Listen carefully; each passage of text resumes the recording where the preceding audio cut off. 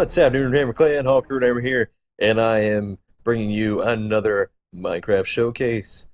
Today's showcase will be the Bandit Fort, based on my Bandit Camp proof of concept. If you haven't seen that video, I'll link it down in the description below. But without further ado, let's go ahead and get started on this show around. Oh yeah, oh yeah, oh yeah.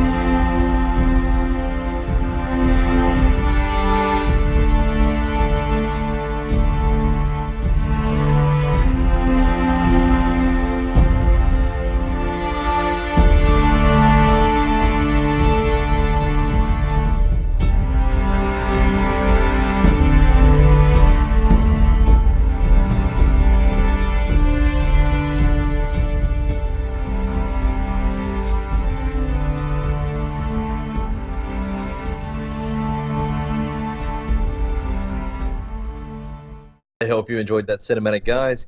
I always enjoy making them for you. Um, I'm gonna take a little show around now, without the camera panning. Got to give you a little free look at everything. This is the bridge that I made. It's a nice little suspension bridge. Um, a little blocky, I think. I just I do like the way it came out. It has a nice curve to it. Um, and then, of course, as you come across the bridge, there are these barriers, like warning, keep out, like this is our turf. GTFO, dude, GTFO. Um, anyway, you're gonna go through these gates, which I mean, there's not really a gate. I mean, these are bandits. They've sort of everything's supposed to look like they've sort of just thrown this together, um, with like logs that they've harvested, and of course, like they have this standard tower design and with a nice wooden flat so that they can post archers and lookouts and stuff like that.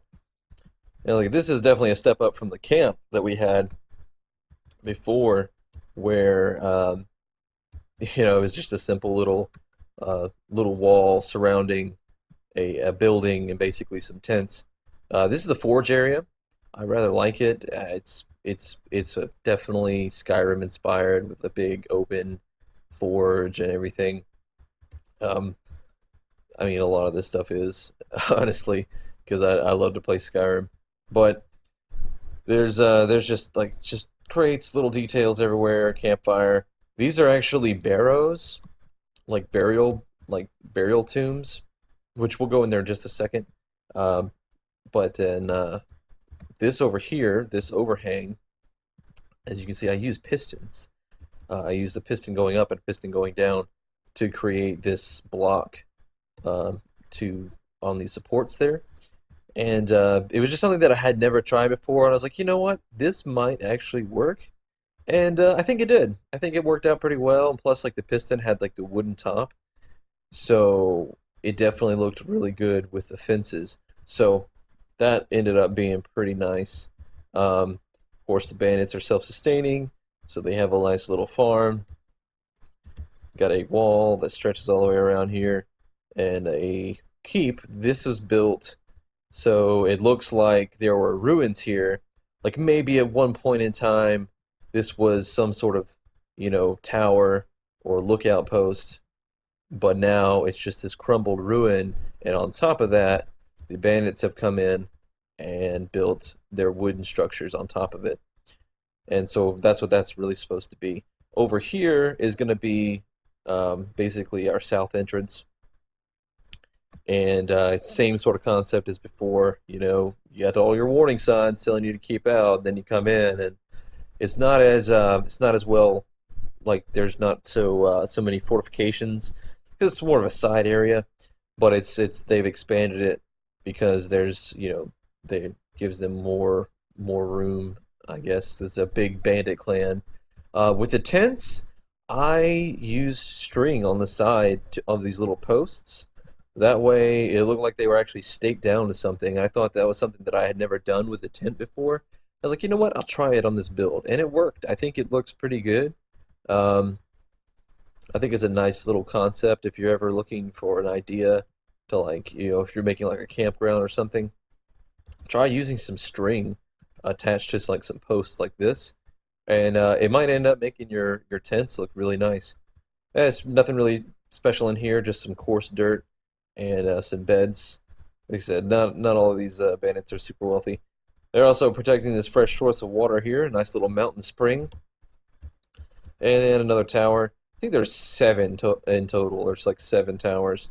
Um, but now to show you the inside, and if you'll notice, like you see, like these things are basically just all ruins, but you can see where they've come in and like patched the roofs. That's something that I really wanted to for this build to give it that feel like, okay, someone has come onto this site, this little valleyway, this passageway, and they have, taken it over and made it their own, basically. It's been abandoned, it's ancient, but these bandits have come in here and made it a home. And inside here, the first barrow, it's not very deep, nothing really too special in here, just some bed pallets.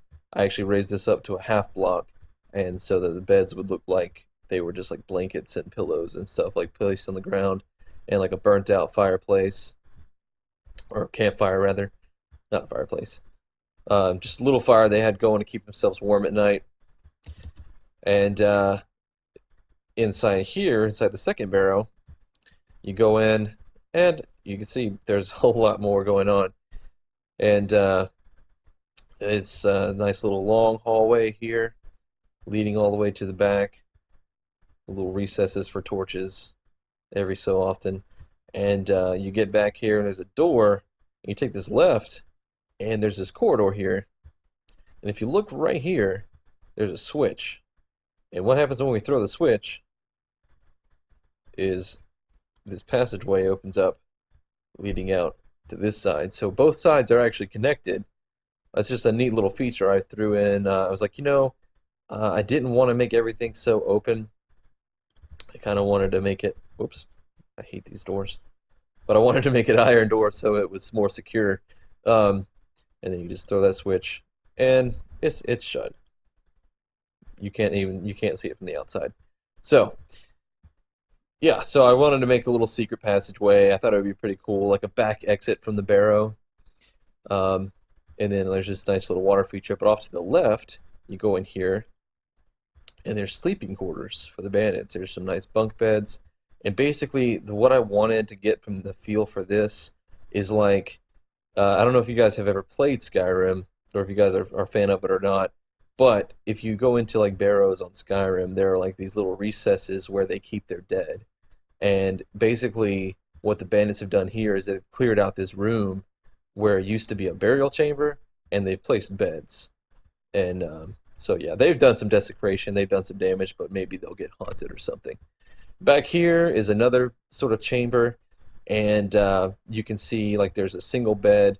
This is really more set up for like the bandit chief. Like he's the head poobah, big boss around here. He doesn't like to be disturbed, so he gets his own room. And back here, though, is an undisturbed portion I wanted to make of the barrow, the part that they left alone. Maybe the first two parts were unused, but this part right here, you go in, and immediately you see like the shelves where the dead would have been kept, little offering candles and things. And then you go inside here, and there's yet more. There's skulls, nice little barrel. This person was probably very important, and these were probably his attendants or something. Or maybe like his most courageous warriors that were buried with him or something. Who knows? It's an ancient burial mound, and no one really knows who these people are anymore. Well, that's it, guys. Thanks for watching so much. If you like this video, if you like this build, smash that like button. Whoops, I just smashed something. I just smashed something on the build.